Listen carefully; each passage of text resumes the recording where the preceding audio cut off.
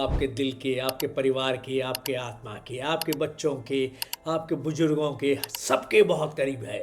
मेरे पड़ोस के घर में जो उसके बेटा बेटी की शादी हुई, उसने करोड़ों रुपए खर्च कर दिए, तो मैं कैसे पीछे रह जाऊं? मैं भी करोड़ों रुपए खर्च करूंगा। इन सब चीजों से बचिए। दिस इज जस्ट अ फिजूल खर्ची, अ वेस्टेज ऑफ मनी। कौन खाता है इतने सारे खाने? सिर्फ आप शो ऑफ कर रहे हो कुछ सोशल स्टेटस को दिखाने के लिए, वो भी एक दिन के लिए।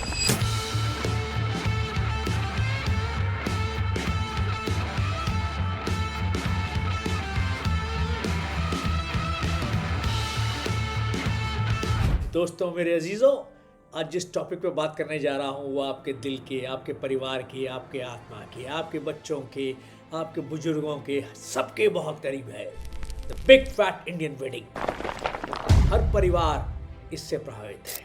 मेरी साड़ी तेरी साड़ी से सफ़ेद कैसी? मेरे पड़ोस के घर में जो उसके बेटा बेटी की शादी हुई, उसने करोड़ों रुपए खर्च कर दिए, तो मैं कैसे पीछे रह जाऊँ?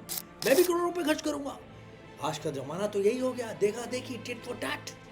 उसने मुझे कार्ड दे के शादी का कम से कम 20,000 रुपये का कार्ड छपवाया और मुझे शादी पे इनवाइट किया, तो मैं भी 25,000 का कार्ड छपवाऊंगा और उसको इनवाइट करूंगा। उसने डेस्टिनेशन वेडिंग जयपुर में करी तो मैं उदयपुर में करूंगा।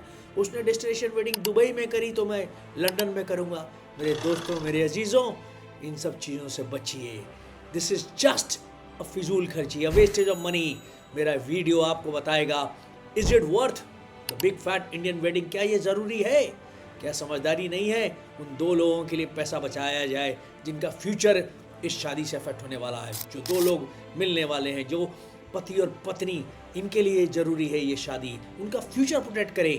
I will link the big fat Indian wedding with financial literacy. क्यों इस फिजूल खर्ची में पड़ा जाए? बेफिजूल ये खर्चे किए जाएं, ये दिखावे किए जाएं, ये डेस्टिनेशन वेडिंग्स, हजार तरह के पकवान। पहले क्या होता था, हमारे जब शादी होती थी तो दो परिवार मिलते थे आपस में, 5-6 दिन के लिए घर में ही बैठक में बैठ के जो है लेडी संगीत हो जाता था, ट्रेडिशनल पकवान है वो बन जाते थे, फिजूल खर्ची नहीं होती थी। आजकल क्या हो गया है, चाइनीज़ भी है, मैक्सिकन भी है, इटालियन भी है, मुगलई भी है। We are into so much of wastage of food. कौन खाता है इतने सारे खाने? सिर्फ आप शो ऑफ कर रहे हो कुछ सोशल स्टेटस को दिखाने के लिए, वो भी एक दिन के लिए। इससे बेटर नहीं होगा कि आप उस पैसे को सेव करें, उस पैसे को बचाएं। जो दो लोग जिनकी शादी हो रही है उनका फ्यूचर प्रोटेक्ट करें, आप अपना फ्यूचर प्रोटेक्ट करें, वो पैसा आपके काम में आएगा।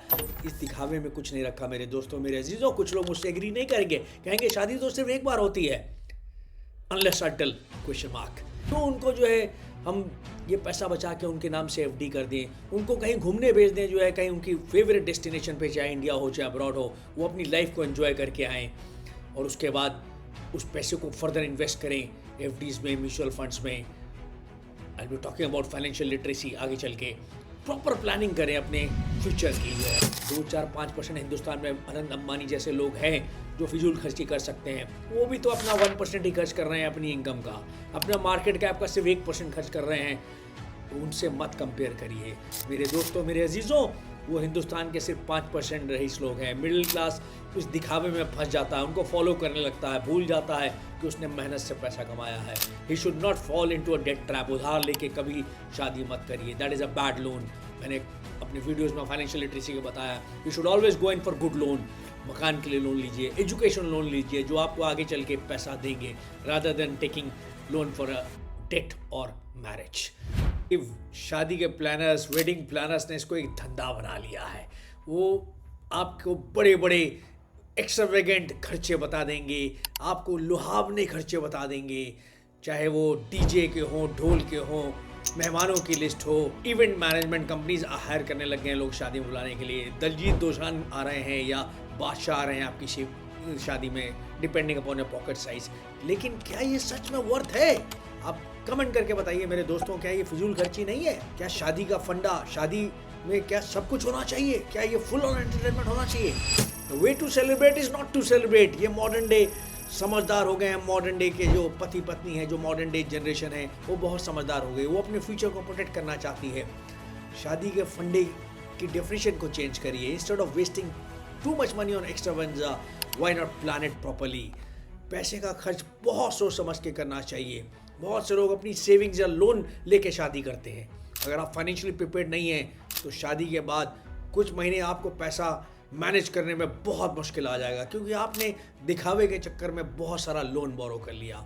आप ज़्यादा एक्सपेक्टेशन के दबाव में आ जाते हैं, सोशल स्टेटस का आपको बहुत ज़्यादा ध्यान रहता है, वेन्यू, डेकोरेशन, खाना, ढोल, आप इस दिखावे में फंसते चले जा रहे हैं, जाल में फंसते चले जा रहे हैं। तो मेरे दोस्तों, मेरे अजीजों, क्या आपको लगता है ये सारी चीजें वर्थ हैं? लॉन्ग टर्म इम्पैक्ट इस बिग फैट इंडियन वेडिंग का आपकी जेब पे, आपकी पॉकेट पे, आपके फाइनेंसेस पे पड़ जाएगा जो है। जैसे मैंने कहा, the way to celebrate is not to celebrate. इसको एक मोटो बनाइए लाइफ का जो है, ताकि आप फिजूल खर्ची से बचेंगे। क्यों हम आनंद अंबानी जैसी शादी करें? क्यों हम करण जौहर की फिल्में कभी खुशी कभी गम, जो आपकी महलों वाली शादियां होती हैं, उनको हम क्यों फॉलो करें? Why to waste of money? वो सिर्फ हिंदुस्तान के 5% लोगों को शोभा देता है, not the middle class. My dear friends, the middle class is a better financial planner, a better financially literate person than anyone. वो प्लान करके अगर आप चलेंगे तो फिजूल खर्ची से बचेंगे। तेरी शादी से बेहतर कैसे? शादी के असली मायने समझते ही नहीं लोग। मेरे दोस्तों, शादी का मतलब ही नहीं समझते आजकल लोग। शादी का मतलब सिर्फ दिखावा नहीं है, ये है दो प्यार करने वालों का मेल, दो परिवारों का मेल, जिंदगी भर साथ निभाने का वादा। ऐसा ही कुछ नहीं है कि सिर्फ जो है आप बड़ी बड़ी शो ऑफ करिए, बड़ी बड़ी गाड़ियों में घूमिए, प्री वेडिंग शूट करिए, डिज़ाइनर लहंगे पहनिए।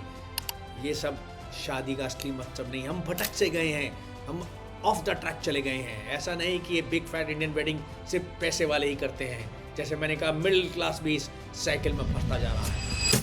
मैं बताऊंगा कैसे एक big fat Indian wedding financial literacy के साथ कनेक्टेड है। अगर आप प्लान करके चलें, इसको प्रॉपर तरीके से, शादी को एक सिंप्लिसिटी का फंक्शन बना दें और दो लोगों की ज़िंदगी संवार दें, जो पति और पत्नी जिनका ज़िंदगी वैवाहिक जीवन ज़िंदगी भर का संबंध होने वाला है, उनके लिए आप प्रॉपर प्लानिंग करें, बजटिंग करें।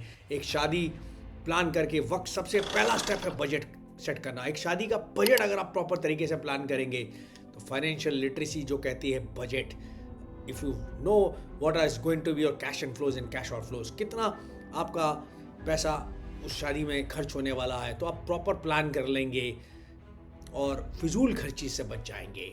Second important factor of financial literacy is debt trap. Loan ले लेना, फिजूल खर्चा करना।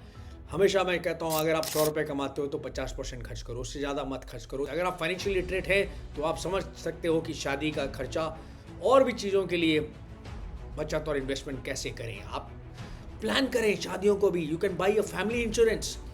आप term insurance, family insurance plan करके चलें तो अपने बच्चों की शादियों के लिए वेल इन एडवांस प्लान कर सकते हैं। आजकल इतने सारे इंश्योरेंस पॉलिसीज आ गई फैमिली इंश्योरेंस की, जिसमें आपको मैरिज के लिए भी इंश्योरेंस हो जाती है, और जब बच्चे बड़े हो जाते हैं, अपने 20s में पहुंच जाते हैं, तो उसके खर्चे के लिए भी इंश्योरेंस कंपनीज पे कर सकती हैं। और इमोशनल स्पेंडिंग मत करिए मेरे दोस्तों, मेरे अजीज़ों। मैं जानता हूँ हिंदुस्तानी बहुत इमोशनल होता है, इमोशंस हमारे रग रग में बहते हैं।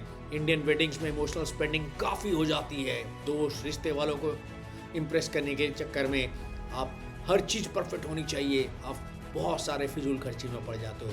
तो इस इमोशनल स्पेंडिंग से बचिए। बताइए भी, बिग फैट इंडियन वेडिंग एक सेलिब्रेशन है, लेकिन अगर आपको अपनी फाइनेंशियल हेल्थ को सीरियसली मैनेज करना है तो फाइनेंशियल लिटरेसी बहुत ज़रूरी है। जैसे मैंने कहा, बजट, डेट ट्रैप, खर्चे, एक्सपेंसेस। अगर आप फाइनेंशियल लिटरेसी को समझ के इस शादी को प्लान करेंगे, इंश्योरेंस प्लान्स खरीद लीजिए, फैमिली इंश्योरेंस प्लान खरीद लीजिए, तो आपकी मैरिज लाइफ स्टेबल रहेगी। आप डिस्टर्ब नहीं करेंगे अपनी फैमिली लाइफ और मैरिज लाइफ को। बिग फैट इंडियन वेडिंग का अपना चार्म है, एक सेलिब्रेशन है, एक मेमोरी है, एक शोर शराबा है।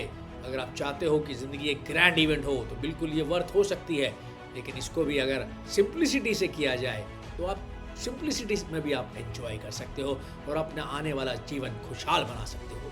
क्या ये सेलिब्रेशंस की खुशी ज़िंदगी की बाकी इंपॉर्टेंट चीज़ों से ज़्यादा ज़रूरी है? कमेंट करके बताइए। Like and subscribe to my YouTube channel capital buddy और घंटी बजा देना मेरे दोस्तों, मेरे अजीजों। And like me and follow me on Instagram also. People indulging in such lavish and obnoxious spending don't realize that they may not be directly harming anyone but fueling a wrong culture of overspending and making it obvious for all that for a better marriage such extravagant spending is a must. हम एक गलत मिसाल पेश कर रहे हैं, हम एक गलत एग्जाम्पल दे रहे हैं अपने आने वाली जनरेशन को कि ये लैविश वेडिंग, ये दिखावा, ये इतने बड़े बड़े डेस्टिनेशन वेडिंग करना ज़रूरी हो गया हमारी शादी के लिए। हमारी शादियों में सिंप्लिसिटी और बड़ों का, बुजुर्गों का आशीर्वाद ज़्यादा ज़रूरी है मेरे दोस्तों, मेरे अजीज़ों। मैं होप करता हूँ यंगर जनरेशन को ये मैसेज मैं इस वीडियो से दे पाया हूँगा। और वो सेंसिबल हो जाएंगे और फाइनेंशियल प्लानिंग और फाइनेंशियल लिटरेसी के साथ अपने माँ बाप का अपना पैसा फिजूल खर्ची में ना करके उसको फाइनेंशियल प्लानिंग करेंगे. Enjoy the ceremonies but don't indulge in bragging and later get into the debt whirlpool. आप सारे फंक्शंस को एंजॉय करिए बट उधार के चक्कर में मत पड़िए. दिल से शादी करना पर दिमाग से वेडिंग प्लान करना.